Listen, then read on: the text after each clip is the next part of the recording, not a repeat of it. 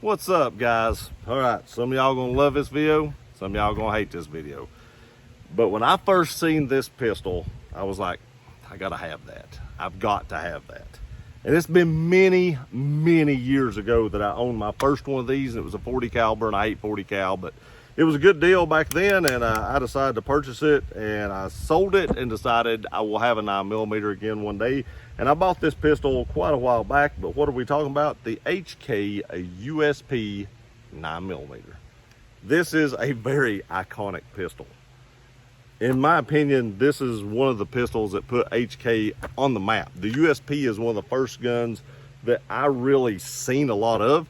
Even it was good enough for Jack Bauer on 24. He carried a compact version of one of these. I've owned a few of those as well.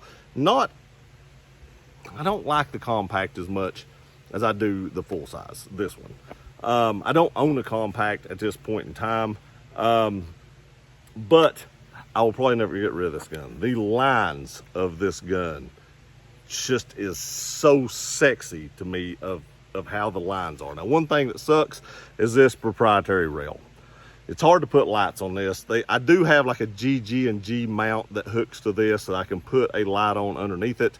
But if you're looking for a light that actually hooks straight to this rail, you are very limited with your options. One thing about these guns, the triggers are horrible. Let's take a look. It does have a decocker right here. I'll show you that first. Pull down on it, has a safety, will not work. But the triggers are just horrible. The double action is long and very heavy. The reset is horrendous. It goes and goes, there it is. And then the single action is actually pretty decent. But the reset on these kind of suck, and the double action pull kind of sucks. You do have a little bitty mag releases right here. I think you can put extended mag releases on these. I think I had it on my other one actually, but this one still has the factory ones on it that are kind of small. The trigger guard is pretty good size. You can definitely fit gloves in there very, very easily, but the trigger to me is a little bit further away.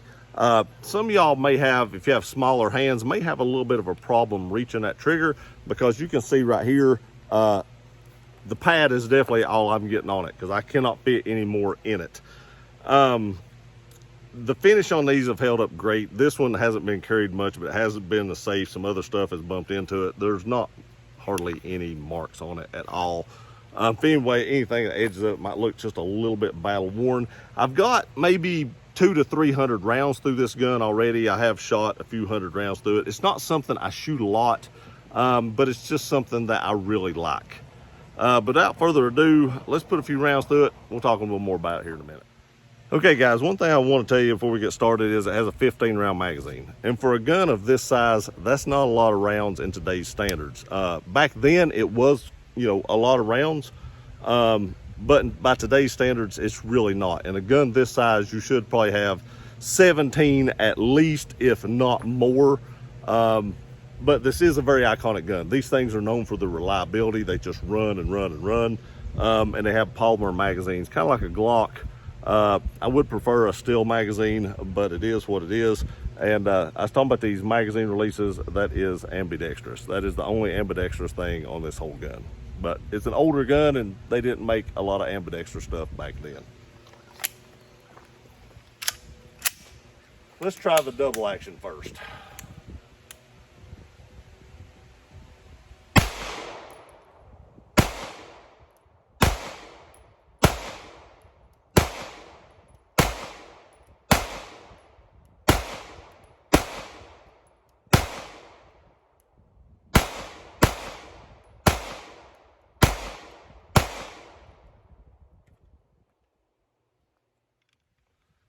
All right guys, so these things have a recoil system in them. It does help mitigate recoil. And you've seen right there, the recoil was very manageable on this gun. It did not have a lot of recoil. These are combat sights. I want to show you this. There is, let me see if I can get that in there. Where is it at? There it is. There's quite a bit of air in between that. So accuracy can be had, but it's a little more difficult with a sight like this, because there again, it's a combat sight. This was a combat pistol back in the day. special forces use this, and many other countries and stuff like that. It's just known for its reliability. I mean, it has an amazing reputation for reliability, and those sights are a little lacking, a little bit to be desired.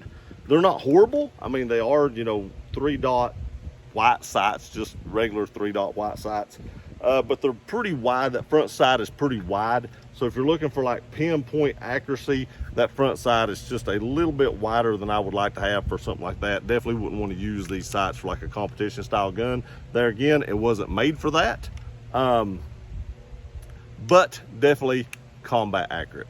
Let's put a few more rounds through it. I'm probably not going to look at the accuracy there again because it's combat accurate. I can definitely put all the rounds inside 3 or 4 inches, but you're not going to be mesmerized by the accuracy I get out of this pistol, and that's not why I bought it. I bought it because it's sexy. But I do want to put a few more rounds through it. We are going to step out to 40 yards, put 10 rounds through the plate just to see how many we can put on target from 40 yards.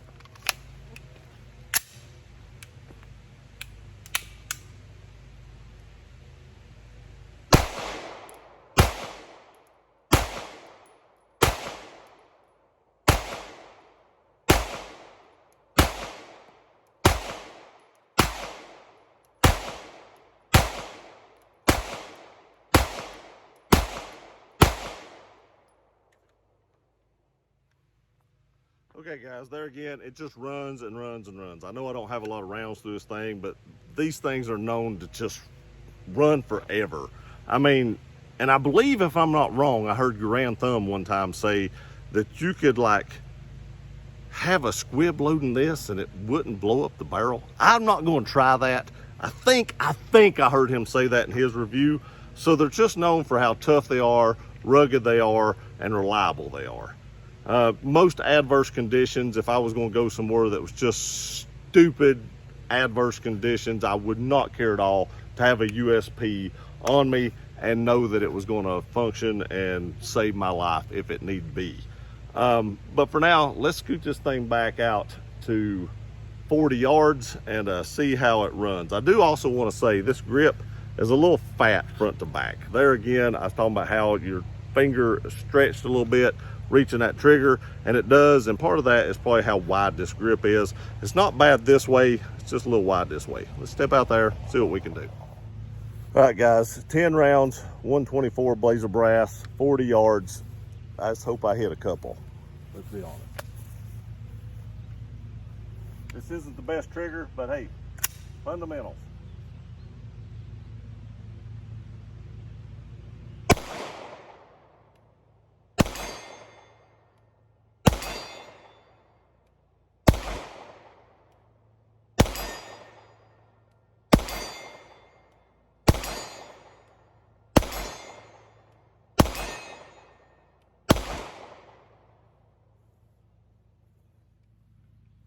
All right guys, if I'm not mistaken, I was really focusing on my front sights trying to hit this. So I think I got 6, if I'm not mistaken. I think it was 6. I will definitely take that because I didn't think I would even get 6 with the day I'm having with these sights. So 6, I'm happy with this pistol. On a better day, I could probably hit 8, but today, I'll take 6. Okay guys, one more thing I want to throw in before we finish this video. I've heard this, but I've not actually ever tried it. It does have the decocker right here and it goes down. Now, I've heard of people getting on this too much and accidentally pulling this down and it would not fire. It looked like it fired that time. Let's pull it down a little more. Looks like it fires. I'm gonna throw a round in it and just see if it fires if you hold the decocker down. Okay guys, got a couple rounds. I want to do a couple of things. Now you can hear this right here. That's where the decocker kicks in. So the first round, I'm gonna pull it down just a little bit below that and see if it fires. And if it fires that way, I'm actually gonna pull it all the way down and see if it fires.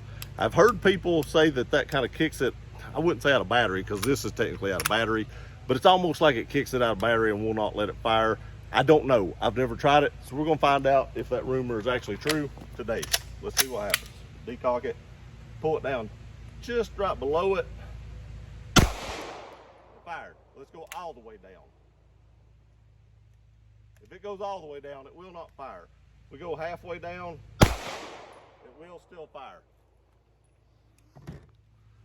All right, I know y'all probably couldn't hear what I was saying right there. I forgot that the camera dims down, but if you go a little bit down, it will fire. If you go all the way down, that's when it would not fire. It will not allow the hammer to actually drop, as you can see right there. But if you just go halfway down, it will still fire. So if you accidentally kick it out of battery just a little bit, don't worry, it's probably still gonna fire. You're going to have to go all the way to the bottom for it to actually not fire. And you're going to be in a pretty stressful situation to move your thumb that far. I mean, that is a long distance. So you're probably going to be okay with that. Final thoughts on the pistol. I love this gun. I don't know if there's ever been a sexier polymer pistol ever made, because this thing is truly iconic and beautiful in my opinion. The lines are great. I love how this thing looks. I've always loved how this gun looks. I bought my first one probably when I was 21. Like I said, the 40 cal, didn't like 40, got rid of it, bought the 9, have never regretted it. I will never sell this gun. This gun is at home. I love this gun. It's ultra reliable, and to me, like I said, it's just beautiful. Do I recommend you buying one? No, no. This is a shelf or a safe queen for me, not a shelf queen, but a safe queen for me. I never get this thing out of the safe. This is the first time I've had this gun out of the safe shooting it in years. Now, if you just like how this gun looks, fine. Do like I did. Go buy one, love it, get out and look at it every once in a while, put it back in the safe. But now, if you are looking for something to shoot often, I wouldn't pick this. It's not that comfortable to shoot. It's not that comfortable in the hand. There are way more ergonomic guns out there in the world. Pick one of those. Do not pick this one, because it's just not ergonomic. It's a great gun. It's ultra reliable. You're never probably gonna have a problem with it. But there again, it's not something I would want to shoot all the time, just because it's not comfortable in the hand.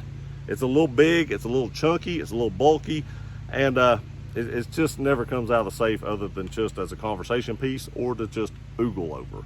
These aren't as common as they used to be. I don't see them every day at the gun store kind of like you used to. So, you know, maybe they're becoming a little more collectible. They used to be a little bit higher than they are now. This gun used to be well over $1,000, and I think they're closer to the $1,000 range now. I think this one was like 1,100 and something, getting up close to 1,200 after taxes. But now you can find them, I think I've seen them as low as like $900 and some in some places. So, and maybe even lower than that. I've not checked the values in a little while, so they may be just a little bit lower than that actually. But if you're looking for an iconic gun, something nice that you just want to take out every once in a while, okay. But if you're looking for something to shoot often, this probably isn't what you want. I appreciate you guys watching this video. Please like, share, and subscribe. If you have any comments or questions, leave them in the comment section below. I appreciate you watching the video. We'll see you next time.